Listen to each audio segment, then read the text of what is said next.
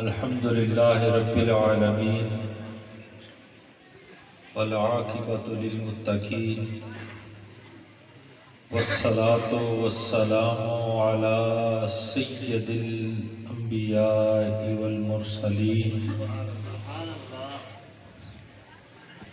أما بعد فأعوذ بالله من الشيطان الرجيم بسم الله الرحمن الرحيم ألا إن أولياء الله لا خوف عليهم ولا هم يحزنون صدق الله العظيم إن الله وملائكته يصلون على النبي يا أيها الذين آمنوا صلوا عليه وسلموا تسليما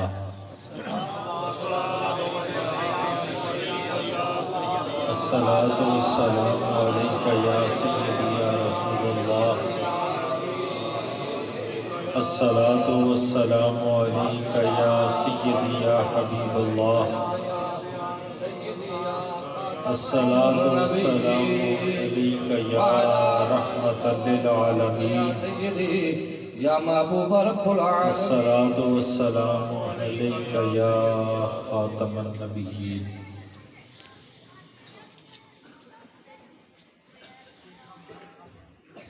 وہ محمد بھی احمد بھی محمود بھی حسن مطلق کا شاہد بھی مشہود بھی علم و حکمت میں وہ لا محدود بھی ظاہراً امیوں میں اٹھایا گیا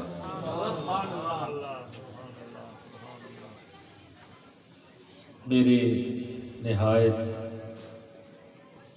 واجب الاحترام حاضرین محفل، کافی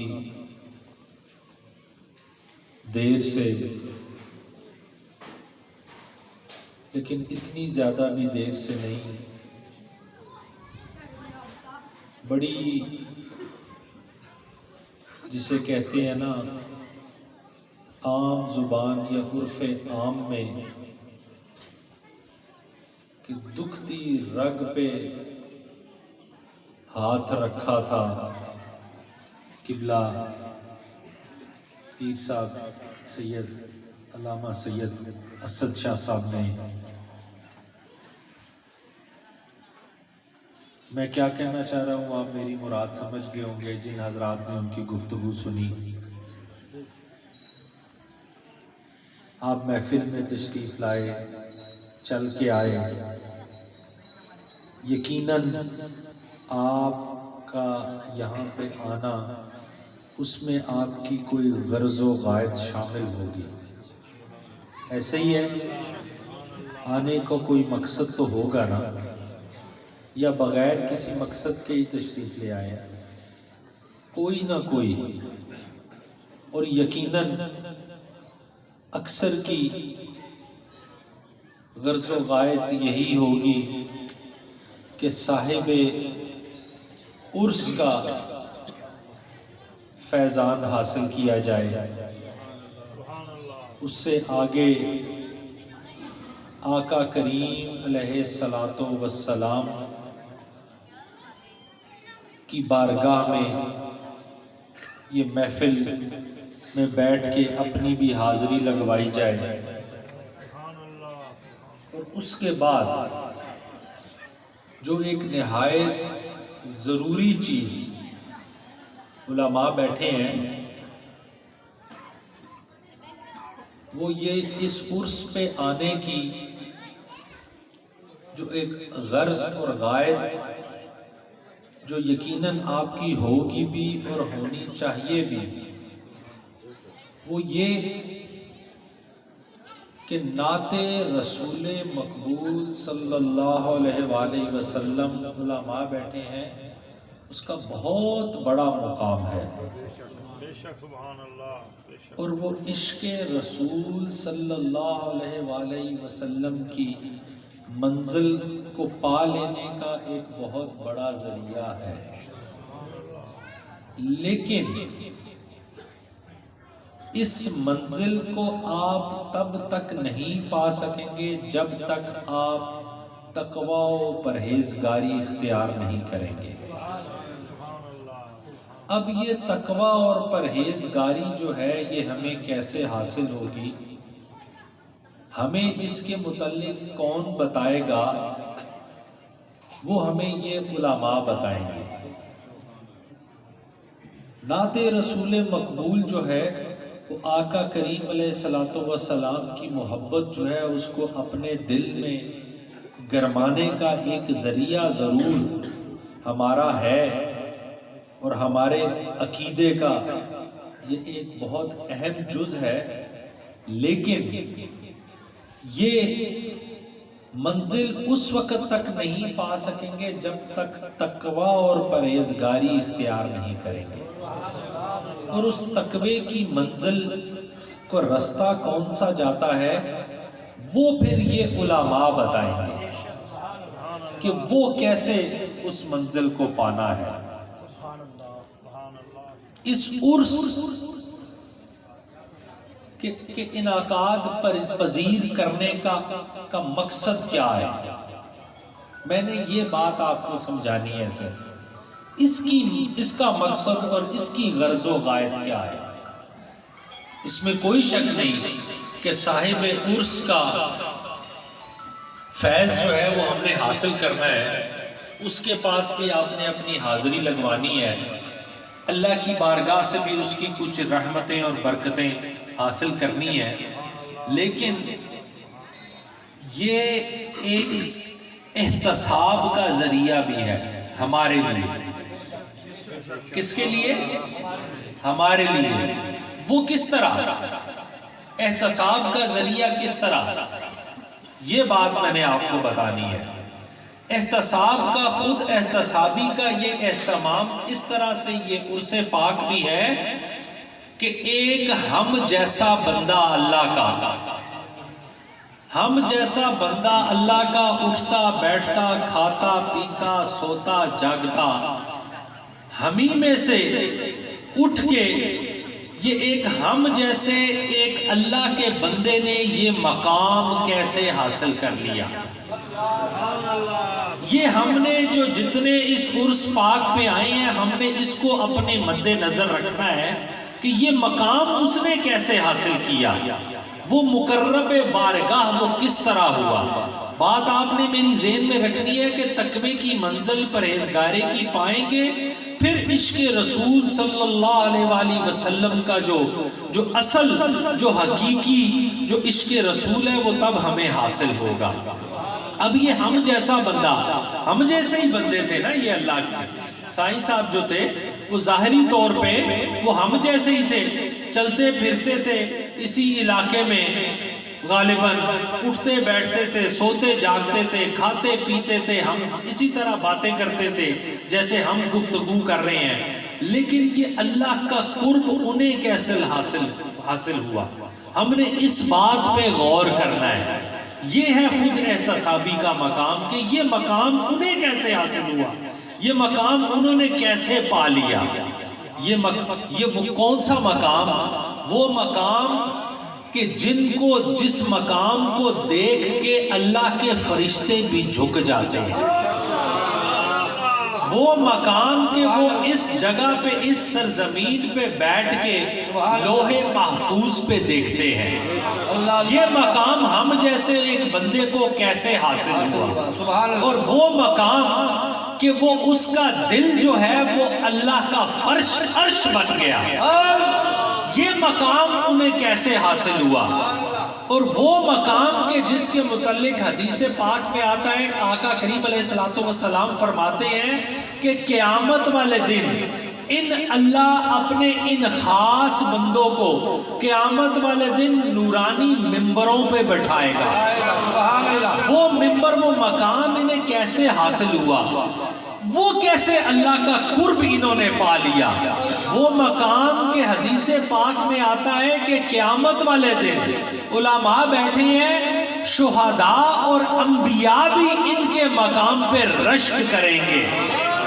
اب نبی کا مقام جو ہے نا وہ ولی کے مقام سے بہت آگے ہے، لیکن یہاں پہ حدیث پاک میں اللہ کے ولیوں کا مقام سمجھانے کے لیے آقا کریم علیہ الصلوۃ والسلام نے یہ ارشاد فرمایا کہ ان کا مقام کیا ہے، کہ قیامت والے دن انبیاء اور شہداء بھی ان کا مقام دیکھ کے رشک کریں گے، اور رشک کرتے ہوئے اللہ کی بارگاہ میں یہ عرض کریں گے کہ اے مالک و خالق، یہ تیرے کون خاص بندے ہیں، یہ تیرے کون خاص بندے ہیں، یہ مقام، اتنا خاص مقام انہیں کیسے حاصل ہوا؟ اب جو جواب اللہ پاک نے ارشاد فرمایا نا وہ آپ نے یاد رکھنا ہے کہ وہ اللہ، یہ میرے وہ خاص بندے ہیں کہ جب میری ساری مخلوق سو جاتی تھی، کیا کرتی تھی؟ جب میری ساری مخلوق سو جاتی تھی، یہ اس وقت میری یاد میں مصلی پہ کھڑے ہو جاتے تھے اور ساری رات میرا قرآن پڑھتے تھے، اور پھر سردیوں کی طویل راتوں میں لمبے سجدے کرتے تھے میرا قرب حاصل کرنے کے لیے۔ میری آرزو ان کے دل میں رہتی تھی، میری محبت جو ہے یہ اس کی طلب میں ہر وقت ان کا دل دھڑکتا تھا۔ یہ میرے وہ خاص بندے ہیں۔ سبحان اللہ، سبحان اللہ۔ اب آج کے اس دور میں ایک اور بات بھی میں آپ کو اپنا موضوع سمجھانے کے لیے یہ بتاتا چلوں کہ آج کل کے اس دور میں شاہ صاحب نے جیسے میں نے عرض کیا نا بڑی دکھتی رگ پہ ہاتھ رکھا ہے، بات ان کی صرف سمجھنے والی ہے، اگر ہمیں سمجھ آ جائے تو۔ اب آج کے اس دور میں ولایت کی جو عام اصطلاح ہے نا وہ بدل چکی ہے۔ ولایت کی اصطلاح جو ہے وہ آج کل کے ولیوں کا کیا، اللہ کے ولیوں کا کیا تعارف ہے اس دور میں؟ شاہ صاحب نے کہا نا بڑا پرفتن دور ہے، اس پرفتن دور میں اللہ کے ولیوں کی ہمیں کیا پہچان کروائی جاتی ہے، ہمیں کیسے بتایا جاتا ہے کہ وہ اللہ کا بڑا خاص بندہ ہے، وہ بڑا اللہ کا مقرب بندہ ہے، اس کا کیا تعارف ہمیں کروایا جاتا ہے؟ اس کا تعارف یہ ہے آج کے اس دور میں کہ وہ کوئی ایسا عمل کر کے دکھا دے کہ جس سے ہماری عقل حیران رہ جائے، جو ہماری عقل سے ماورا۔ آپ میری بات، میری اشارہ میرا سمجھ رہے ہوں گے۔ آج کے اس دور میں کیا تعارف ہے اللہ کے خاص بندوں کا، اللہ کے ولیوں؟ کیا تعارف کر؟ وہ کہتے جی وہ بڑے پہنچے ہوئے بزرگ ہیں۔ کیسے بزرگ ہیں جی؟ تمہیں کیسے؟ اب جو یہ ان کو ولایت کا درجہ جو ان کو دے رہا ہوتا ہے نا وہ اس ولایت کی واؤ سے بھی واقف نہیں ہوتا۔ کیوں نہیں واقف ہوتا؟ ایک مثال دے کے میں اپنی بات سمجھا کے موضوع کی طرف واپس آؤں گا۔ مجھے آپ نے یاد کرانا ہے، یاد کروانا ہے۔ کیسے؟ کہ آپ نے سرکار سیدنا زین العابدین کا نام تو سنا ہے نا؟ سنا ہے نا؟ اب اکثر کو علماء کو چھوڑ کے آپ کے اصل نام کا بھی نہیں پتا ہوگا۔ آپ کا یہ لقب ہے زین العابدین، عابدوں کی زینت۔ کس کی؟ عابدوں کی، عبادت کا جو وہ درجہ، عابدوں کی زینت۔ آپ کا ایک اور لقب بھی ہے سید الساجدین، سید سجاد بھی آپ کو کہا گیا ہے، سجدہ کرنے والوں کا سردار۔ اب آپ کا نام بھی میں آپ کو بتاتا چلوں، آپ کا اصل نام علی ہے، اپنے دادا کے نام پہ کیا ہے؟ علی بن حسین بن علی، یہ سیدنا زین العابدین کا آپ کا اصل نام ہے۔ اب یہ زین العابدین، میں نے آپ کو اپنا موضوع سمجھانا ہے صرف کہ آج کل کے اس دور میں ولایت کے یہ جو بتا سرٹیفکیٹ دیتے ہیں وہ، اور وہ زین العابدین، ان کو یہ زین العابدین کا خطاب کس نے دیا؟ یہ زین العابدین کا خطاب انہوں نے دیا جو خود بھی عابد تھے، جو خود صحابہ تھے، انہوں نے آپ کو زین العابدین کا یہ خطاب دیا۔ سید الساجدین کا آپ کو سرکار سیدنا زین العابدین کو انہوں نے خطاب دیا جو خود بھی عابد اور زاہد تھے، انہوں نے آپ کو یہ خطاب دیا۔ میری بات آپ کو سمجھ آ گئی نا کہ آج کے اس پرفتن دور میں ہمیں کیا تعارف کروایا جاتا ہے کہ فلاں شخص بہت پہنچا ہوا ہے۔ موضوع کی طرف میں اپنے واپس آتا ہوں کہ ان کو یہ درجہ، یہ ہم جیسے بندوں کو یہ مقام کیسے حاصل ہوا؟ یہ ہم جیسے ہی تھے نا، یہ اللہ کے بندے ہم جیسے۔ اب ایک اور بات بھی آپ کو بتاتا چلوں کہ کسی بھی اللہ کے ولی سے اظہار کرامت کا ہونا بالکل بھی کوئی ضروری نہیں ہے۔ ولایت کے درجے کو پا لینے کے لیے اظہار کرامت بالکل ضروری نہیں ہے۔ اللہ کے بہت سے ولی ایسے بھی گزرے ہیں جن سے کسی ایک بھی کرامت کا اظہار نہیں ہوا۔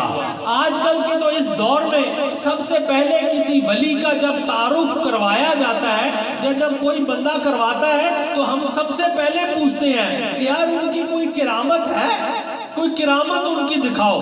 بات کر رہے تھے علامہ صاحب میرے پیر کی، سرکار مجدد الفسانی کی، بات کر کے میں اپنا موضوع سمجھانے کے لیے صرف اس بات کا سہارا لے کے میں واپس اپنے موضوع کی طرف آؤں گا۔ آپ جب گوالیار کے قلعے میں بند تھے، کون؟ مجدد الفسانی جب گوالیار کے قلعے میں بند تھے تو اس دوران کیا ہوتا ہے کہ آپ کا ایک مرید گوالیار کے قلعے سے کے باہر سے، دروازے کے باہر سے گزرتا ہے تو وہ سپاہی نے دیکھ کے پہچان لیا کہ یہ مجدد الفسانی کا، شیخ احمد سرہندی کا یہ مرید ہے، تو وہ پیچھے بھاگ پڑے اس کو پکڑنے کے لیے کہ اس کو بھی پکڑتے ہیں، یہ کدھر ادھر باہر پھر رہا ہے۔ اب جب آپ کے مرید نے دیکھا نا کہ سپاہی جو ہے وہ بادشاہ کے میرے پیچھے لگے ہیں، تو آپ کے مرید نے ایک جست لگائی اور قلعے کی سفیل کے اوپر جا کے بیٹھ گئے۔ اب آپ نے قلعے کی سفیل دیکھی ہوگی، وہ 2, 4, 5, 10 فٹ اونچی نہیں ہوتی، 25, 30 فٹ اونچی ہوتی ہے، بلکہ اس سے بھی زیادہ، اوپر جا کے بیٹھ گئے۔ اب جب سپاہیوں نے یہ منظر دیکھا نا تو وہ ڈر گئے، گھبرا گئے، میں نے کہا اللہ اکبر، یہ کیا معاملہ ہے؟ وہ بھاگ گئے، واپس بھاگ گئے۔ اب یہ جو واقعہ ہے یہ سرکار مجدد الفسانی کی بارگاہ تک پہنچا۔ کہاں تک پہنچا؟ ان کے شیخ تک یہ پہنچا۔ اب جب شیخ کے علم میں یہ بات آئی، میں نے بات آپ کو سمجھانی ہے کہ کسی بھی ولی کے لیے یہ ضروری نہیں ہے کہ اس سے کرامت کا اظہار ہو، آپ کو اس کی کرامت پتہ لگے گی تو تبھی آپ کو پتہ لگے گا کہ یہ اللہ کا مقرب بندہ ہے۔ نہیں، یہ مقام حاصل کرنے کے لیے اظہار کرامت ضروری نہیں ہے۔ اب جب سرکار مجدد الفسانی کے پاس یہ بات پہنچی تو آپ نے اپنے اس مرید کو ایک پیغام بھیجا۔ آپ نے اس کو یہ پیغام بھیجا کہ اے میرے مرید، تجھے کیا فلسفہ کربلا سمجھ نہیں آیا؟ کیا تیری نظر سے کربلا کا فلسفہ نہیں گزرا؟ تو اس مقام پہ ابھی نہیں پہنچا؟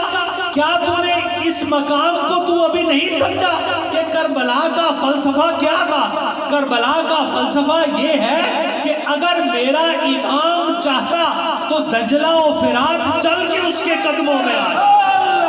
صدائے چورا شریف ہر ہر ہر ہر ہر ہر ہر فیضان خواجگان چورا شریف۔ آپ نے پیغام بھیجا کہ کربلا کا فلسفہ یہ نہیں ہے، اگر میرا امام یہ چاہتا تو ادھر سینکڑوں کرامتیں دکھا سکتا تھا، لیکن اس نے استقامت دکھائی ہے۔ مشیت الہی میں وہ راضی بالرضا رہ کے میرے امام نے اس منزل کو حاصل کیا ہے۔ واپس آتا ہوں کہ انہوں نے یہ مقام کیسے حاصل کیا۔ یہ ہم جیسے بندے، ہم جیسے، بات سمجھ آ رہی ہے؟ میں کوئی بہت مشکل بات تو نہیں کر رہا، بہت مشکل، میں نے کسی گفتگو کا میں نے کوئی موضوع تو نہیں چنا، بات سمجھ آ رہی ہے نا کہ یہ اس محفل میں آنے کا اصل مقصد کہ ان کا مقام حصول فیض تبھی حاصل ہوگا۔ علامہ صاحب قبلہ پیر صاحب نے، شاہ صاحب نے بڑی جامعہ گفتگو کی، کاش کہ آپ کی سمجھ میں آ جائے۔ آپ فرما رہے تھے نیچے زیادہ لوگ کھڑے ہیں، اور ساتھیوں میرے نہایت واجب الاحترام، میرے لیے سب احترام کے قابل ہو، میرے سے بڑے بزرگ بھی بیٹھے ہیں، جب بھی کسی بھی صاحب مزار کے عرس پہ جاؤ تو یہ عقیدہ لے کے جاؤ، یہ نظریہ لے کے جاؤ کہ صاحب عرس، صاحب مزار جو ہے وہ ہمیں دیکھ رہا ہے۔ ہم جب یہ جو اس کے مزار، اس کے عرس پہ حاضر ہوئے ہیں تو وہ صاحب عرس کوئی بھی ہے، صرف سائیں جی نہیں، کسی بھی مزار پہ جب جاؤ عرس پہ حاضری کے لیے تو یہ نظریہ، یہ سوچ، یہ عقیدہ لے کے جاؤ کہ صاحب مزار جو ہے وہ ہمیں دیکھ رہا ہے۔ اب میں بات بڑی ہو جائے گی، میں اس طرف نہیں جاتا کہ اب کیا صاحب مزار جو ہے وہ آپ کو اس محفل میں بیٹھے ہوئے دیکھ کے خوش ہوگا یا اس محفل سے باہر دیکھ کے خوش ہوگا؟ میں اپنے موضوع کی طرف آتا ہوں کہ یہ مقام کیسے حاصل ہوا۔ سرکار با یزید بستامی، ابو حسن خرقانی کا نام تو آپ نے سنا ہوگا، ایک بڑے اللہ کے برگزیدہ بندے، ایران میں آپ کا مزار ہے۔ سرکار با یزید بستامی، کون با یزید؟ اب بات ایک اور میرے ذہن میں آ گئی، وہ کرامت سے میں تاکہ موضوع میں آپ کو سمجھا سکوں، بات میری آپ کو سمجھ میں آ جائے کہ اظہار کرامت جو ہے وہ، میں نے پہلے کہا کہ بہت سے اللہ کے مقرب بندے جن سے ایک بھی کرامت کا اظہار نہیں ہوا، وہ بات ہمیں سمجھائی ہے بغداد کے شہنشاہ نے، سرکار عبد القادر جیلانی نے۔ بات کس طرح سمجھائی؟ وہ یہ سمجھائی، آپ فرماتے ہیں کہ یہ جو اللہ کے ولی ہیں یہ اپنے آپ کو دنیا سے اس طرح چھپاتے ہیں، مخلوق کی نظروں سے اپنے آپ کو اس طرح چھپانے کی کوشش کرتے ہیں جس طرح پہلی رات کی دلہن جو ہے وہ لوگوں سے اپنے چہرے کو چھپا کے رکھتی ہے۔ اب تو خیر وہ رواج بھی ختم ہو گیا، لیکن میں 10-20 سال پرانی بات کر رہا ہوں کہ جو پہلی رات کی دلہنیں ہوتی تھی وہ اپنے چہرے کو چھپا کے رکھتی تھی۔ چہرے ایسے ہی ہے نا، جو میں نوجوانوں سے نہیں، میں تھوڑے سے جو بڑے ہیں میں ان سے پوچھ رہا ہوں، اپنی عمر والوں سے، جو دلہن جو ہے وہ چہرے کو، عام جو باراتی ہوتے تھے، شادی پہ جو مدعو لوگ ہوتے تھے ان سے چھپا کے رکھتی تھی۔ اس کا مقصد کیا تھا؟ اس کا مقصد چھپانے کا یہ ہوتا تھا کہ آج میرا چہرہ جو ہے وہ میرے جو من کا بادشاہ ہے وہی دیکھے گا۔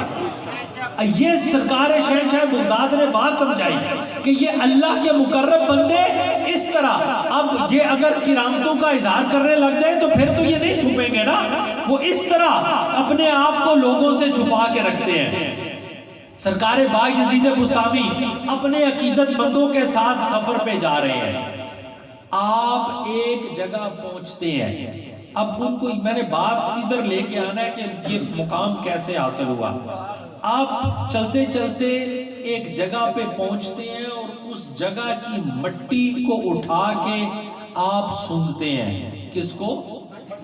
مٹی کو۔ اب ان کا مقام دیکھیے گا، مقام کیسے حاصل ہوتا ہے میں وہ بھی سب آپ کو بتاؤں گا۔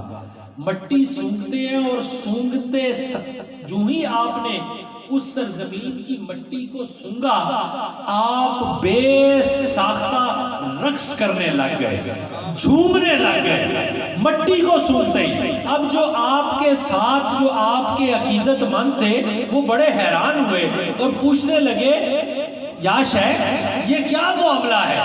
آپ نے مٹی کو سونگا اور سونگتے ہی آپ جھومنے لگ گئے۔ اب جو با یزید بستامی نے جواب دیا اس کو آپ نے یاد رکھنا ہے۔ آپ نے جواب دیا کہ مجھے اس مٹی سے اپنے یار کی خوشبو آ رہی ہے۔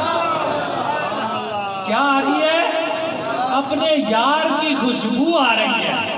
اب عقیدت مندوں نے عرض کیا کہ یا حضور اگر ایسی بات ہے تو ہمیں بتائیے وہ آپ کا دوست اس علاقے میں کہاں ہے، ہم بھی کچھ فیض حاصل کر لیں، ان کی دست بوسی کر لیں، ہم بھی ان سے مل لیں۔ تو آپ فرمانے لگے با یزید تم اس کو کیسے مل سکو گے، کیونکہ وہ تو ابھی عالم ارواح میں ہے، نہ ابھی اپنے باپ کی پشت میں آیا ہے، نہ اپنی ماں کے پیٹ میں آیا ہے، وہ تو ابھی عالم ارواح میں ہے، اور اس کا نام ہے ابو الحسن خرقانی۔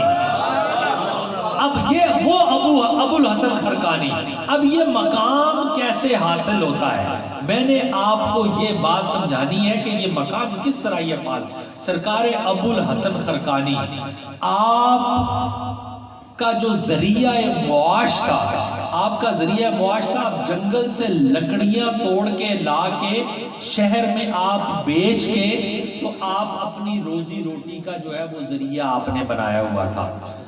4 دانگے عالم شہرت تھی ابو الحسن خرقانی کی۔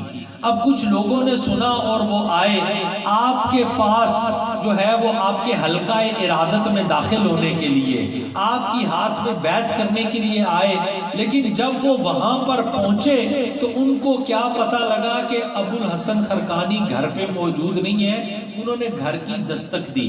یہ مقام کیسے حاصل ہوتا ہے میں نے آپ کو یہ بتانا ہے۔ یہ ہم جیسے بندے جو جنگل سے لکڑیاں کاٹ کے لا رہے ہیں، جن کی خبر ان کے آنے سے کئی سال پہلے اللہ کا ولی دے رہا ہے، یہ مقام کیسے حاصل ہوتا ہے، یہ کس طرح یہ مرتبہ پایا جاتا ہے؟ جب انہوں نے دروازے پہ دستک دی، اندر سے آپ کی جو اہلیہ تھی انہوں نے پوچھا کون ہو، تو ان لوگوں نے جواب دیا کہ ہم فلاں شہر سے آئے ہیں اور ابو الحسن خرقانی کے ہاتھ پہ بیعت کرنا چاہتے ہیں۔ اب جب آپ کی اہلیہ نے یہ بات سنی نا تو آپ نے اندر سے جو ہے کچھ نامناسب گفتگو شروع کر دی ابو الحسن خرقانی کے متعلق۔ فرمانے لگی کہ یہ کس ظالم کے ہاتھ میں بیعت کرنے کے لیے تم آ گئے ہو، وہ تو بہت ظالم ہے، اور آپ کے متعلق انہوں نے بہت سی نازیبا الفاظ جو ہے وہ آپ نے وہ کہے۔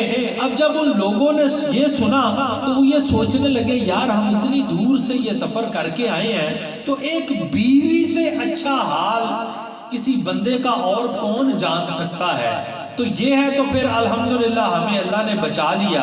انہوں نے اپنے ارادہ بدلا اور واپسی کا سفر شروع کیا۔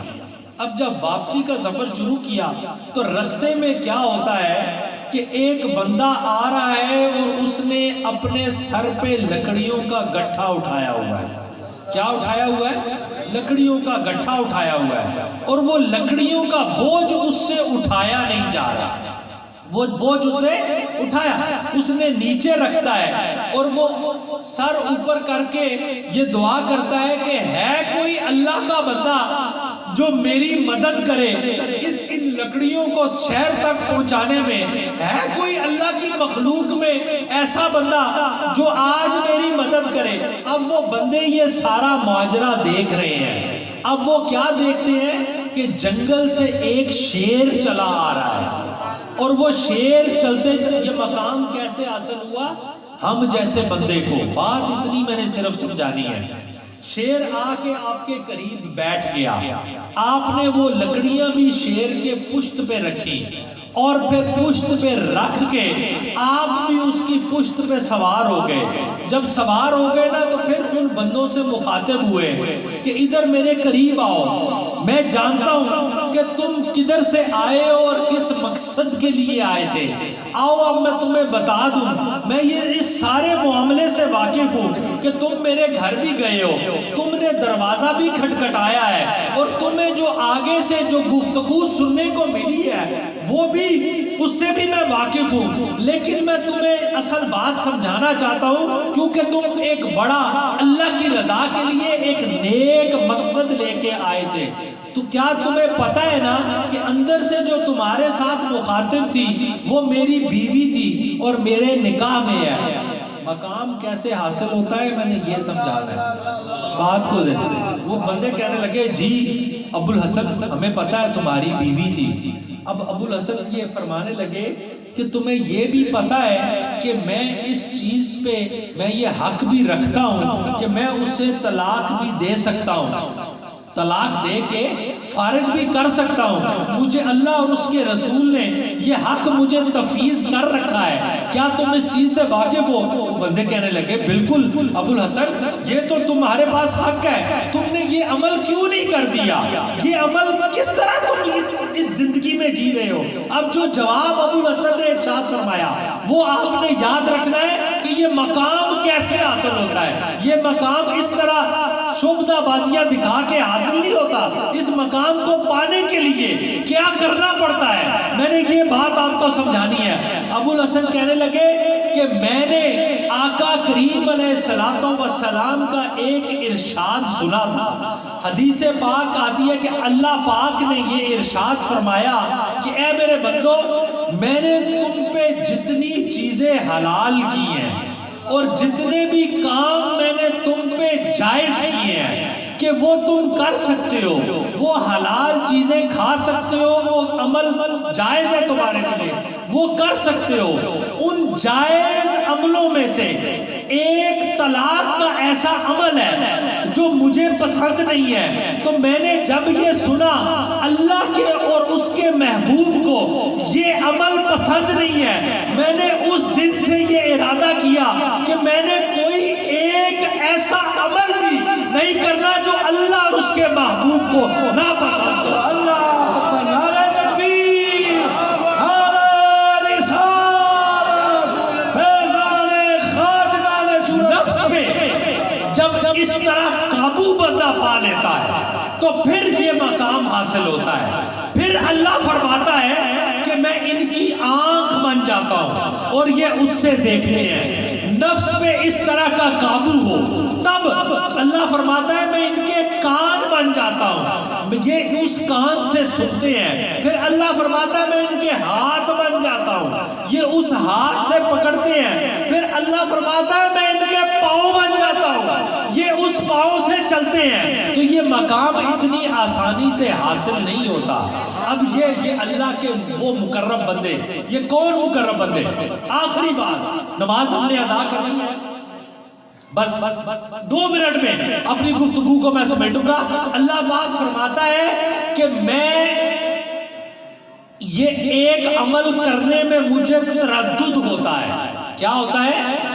اب اللہ پاک کو نعوذ باللہ کوئی کام کرنے میں اللہ پاک کو نعوذ باللہ کوئی مشکل ہو سکتی ہے؟ استغفر اللہ۔ وہ چاہے وہ یہ ابھی کچھ عرصہ پہلے میں بات کو میں سمیٹتا ہوں کہ کچھ عرصہ یہ 1-2 سال پہلے جب اس کی مشیت نے چاہا تو آج کے اس ٹیکنالوجی اور سائنس کے اس ترقی یافتہ دور میں بھی جب اس کی مشیت نے کہا تو اس کائنات کا نظام جو ہے وہ بالکل ساکت و جامد ہو گیا۔ میں پہلے کی بات نہیں کرتا، کیا اس کے لیے کسی عمل کرنے میں اس کو کوئی ہچکچاہٹ ہو سکتی ہے؟ نہیں، لیکن اللہ پاک فرما رہا ہے مجھے تردد ہوتا ہے۔ اب تردد کا جو معنی ہے وہ یہ ہے کہ کوئی کام آپ کرنا چاہیں تو آپ سوچتے ہیں کہ کروں یا نہ کروں، اس کا مطلب کیا ہے؟ تردد، کروں یا نہ کروں۔ اب اللہ پاک فرما رہا ہے کہ ایک ایسا عمل ہے جس کو کرنے میں مجھے تردد ہوتا ہے۔ یا مالک و خالق کیا عمل؟ اب میں نے یہ مقام ان کا، اللہ پاک فرماتا ہے کہ وہ عمل ہے کہ میں جب اپنے کسی مقرب بندے کی موت کا فیصلہ کرنے لگتا ہوں، جب اس کو دنیا سے بلانے کا فیصلہ کرنے لگتا ہوں تو مجھے تردد ہوتا ہے، میں سوچتا ہوں کروں یا نہ کروں۔ کیوں نہ کرے؟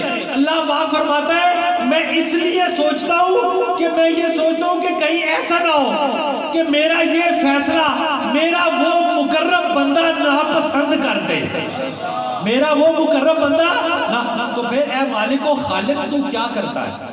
پھر کیسے ان اپنے مقبول بندوں کو تو اس دنیا سے کیسے بلاتا ہے؟ بس یہ آخری بات میں نے آپ کو سنا کے اپنی گفتگو کو ختم کرنا ہے۔ اللہ پاک فرماتا ہے میں پھر اس طرح کرتا ہوں، میں اپنے فرشتوں کی ایک جماعت اپنے اس مقرب بندے کے پاس بھیجتا ہوں۔ مقام ایسے نہیں ملتا.